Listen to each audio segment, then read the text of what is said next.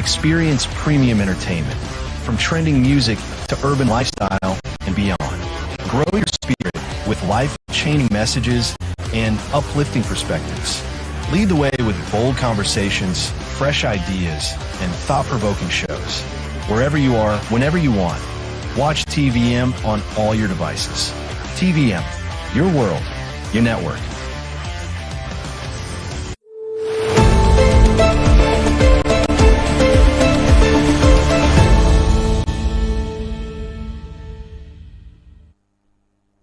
Hello, this is TVM's Global Brief. I am Juliet Iyovwaye.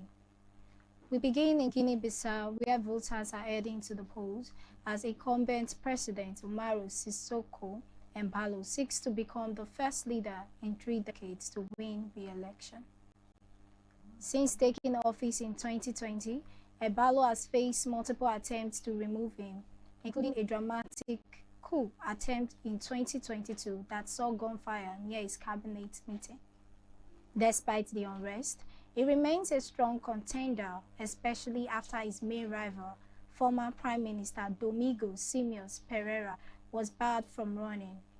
The country continues to struggle with political instability, a volatile economy heavily reliant on cashless exports, and a booming cocaine trade that experts say is more profitable than ever. Embalo has invested in public works and infrastructure, leading to improvement in electricity and basic services.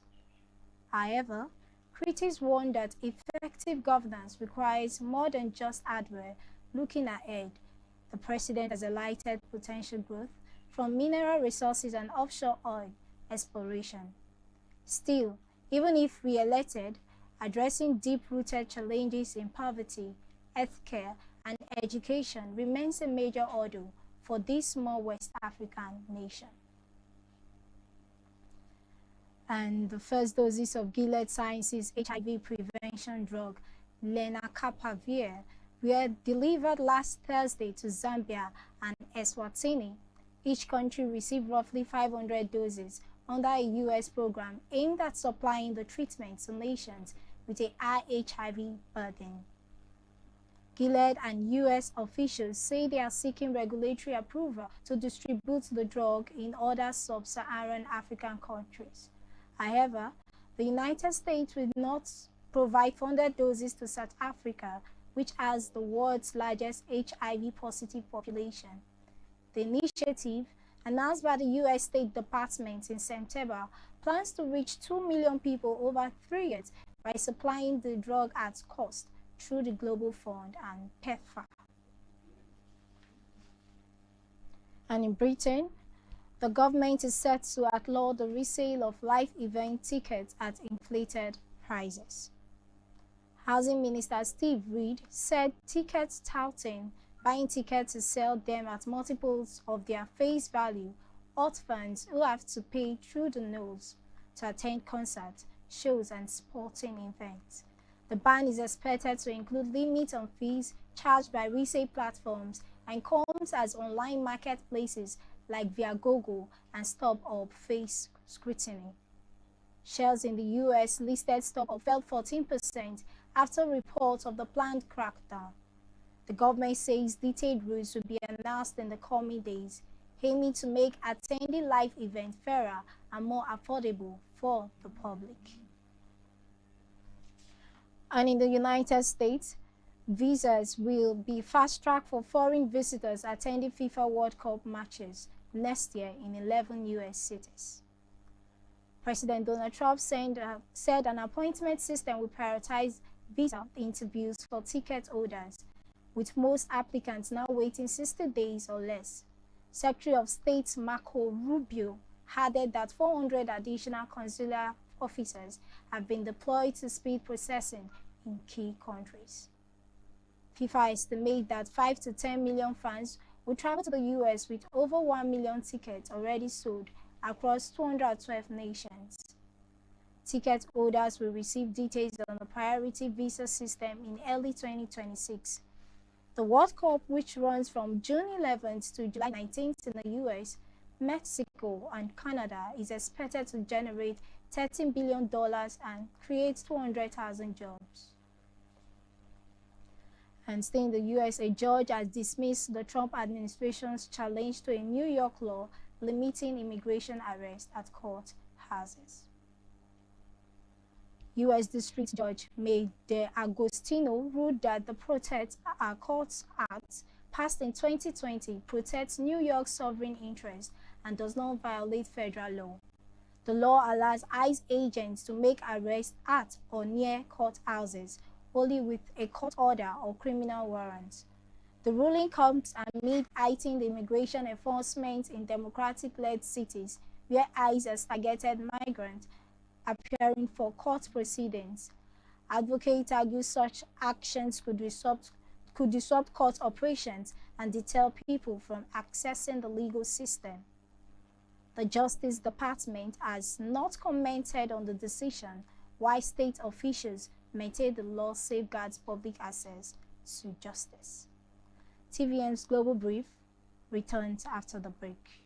Make a joyful noise unto the Lord right now, everybody. Festival of Champions. Area. It don't happen again, no. Join the Redeemed Christian Church of God, RCCG, Delta Province 20, Champions Cathedral Family for the 8th edition of Festival of Champions. Team, Joyful Noise. This Obonga events go happen from Wednesday 19th to Friday 21st November 2025. Ministering, Pastor J.F. Odeshola, Pastor Keke Ndukwe, Pastor Olufemi Olumide, Apostle Michael Oroko, Pastor Isaac Oyedeko, and other anointed ministers of God. Hosts, Pastor Emmanuel Efe, Emefienem, ministering in songs, Bob Fitz, Phil Thompson, Micah Stampley, Nathaniel Bassi, Dosin Onyeko, Chema Jesus, Mercy Chinwo, PJ Sachs, Bukola Beggs, Mr. Emma Revelation, Moses Blaze, Lillian Neji, Pidemi Olauba, Adenka Laishori, Prince Emmanuel, Simisola Okeleye, Abe Ojomo, Greatman Take, Gaise Baba, and the Champions Voices. On Wednesday 19th, go reach Thursday 20th November. The program will happen for Champions Cathedral Main Auditorium, 16 to 18 Airport Road, time 4 p.m. daily. While on Friday 21st November, now the Grand Festival of Praise Service for Urubu College Open Field, time 6 p.m. to 6 a.m. Jesus na Baba.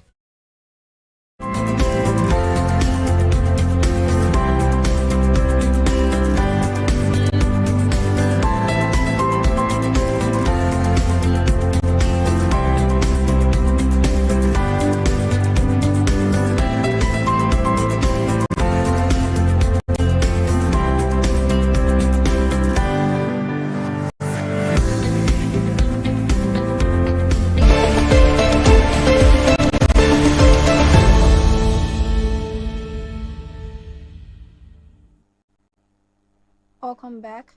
Staying in the United States, the UN Security Council has adopted a U.S. drafted resolution endorsing President Donald Trump's plan to end the war in Gaza. The resolution legitimizes a transitional governance body, the Trump Shared Board of Peace, and authorizes an international stabilization force to demilitarize Gaza, oversee reconstruction, and support economic recovery. Hamas has rejected the resolution, vowing not to disarm, while the Palestinian Authority welcomed the measure and expressed readiness to participate. Russia and China abstained, criticizing the resolution for granting control over Gaza without a clear UN rule. U.S. Ambassador Mike Watts described the resolution as a pathway for Palestinian self-determination, and Trump hailed the vote as a moment of true historic proportion. The plan also references the possibility of future Palestinian statehood, though Israel remains opposed. And staying in the U.S., the House of Representatives is set to vote on a resolution to release Justice Department files on Jeffrey Epstein. The vote comes after President Trump reversed his previous opposition, supporting the disclosure. The measure is expected to pass in the Republican-controlled House and move to the Senate. The House Speaker Mike Johnson had raised concerns about protecting victims, while lawmakers question how complete the files will be. Epstein died in 2019 before standing trial on federal sex trafficking charges, and officials say nothing released so far implicates Trump. And in France, a European human rights group has filed a criminal complaint accusing Total Energies of being complicit in alleged torture and other abuses by Mozambican soldiers. The allegations relate to the event in 2021 at the company's evacuated LNG project site after Total Energies withdrew its staff and handed control of the area to the Mozambican government. Total Energies maintains it was unaware of any such abuses at the time and insists its personnel were not present during the period in question. French authorities, together with the Mozambican government, are reviewing the accusations as the company works to restart its LNG project under tight security measures. Prosecutors in Italy have opened an investigation into allegations that foreigners paid to shoot at civilians during the 1992 to 1995 siege of Sarajevo. The case was prompted by a legal complaint from journalist and novelist Ezio Gavazzini, inspired by the 2022 documentary Sarajevo Safari.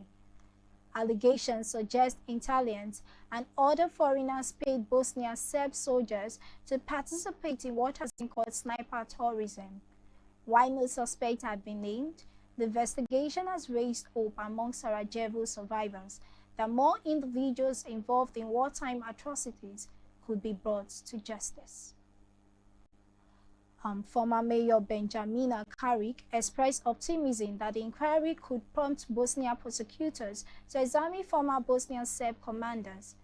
Authorities emphasize that opening an investigation is a formal step and does not confirm wrongdoing, but it has reopened painful memories of the conflict that killed some 11,000 civilians. And finally, North Korean officials have warned that South Korea's plan to build nuclear-powered submarines with US approval could trigger a nuclear domino effect in the region. The agreement, announced last month by President Lee Jae-yong and Donald Trump, also included a commitment to denuclearize the North. Pyongyang criticized the plan as evidence of continued hostility and said it could spark an arms race. South Africa responded that the submarines are intended to protect national security against potential threats from China and North Korea, and emphasized that there is no hostile intent towards the North. And that's all from TVM's Global Brief. I am Juliet Ogimonyi. You can watch us on the go on TVM's app, accessible on Android, Play Store, and Apple Store. Follow us on interact with our social media pages, like, subscribe, and share. And remember, your environment is a part of you. Do keep it clean.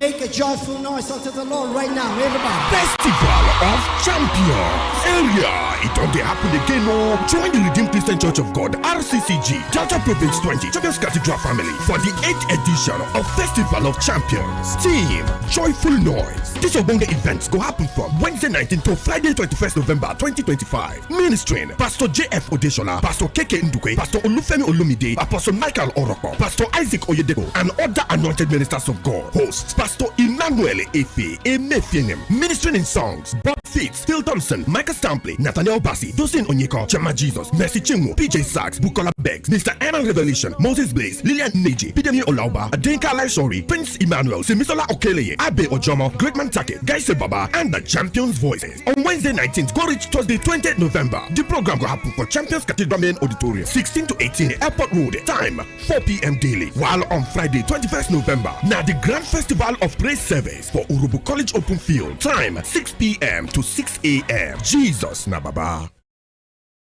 This is TVM. TVM delivers breaking stories, global headlines, and the moments that matter. From exciting sports action to exclusive local events, we keep you connected. Celebrate our culture, sports action,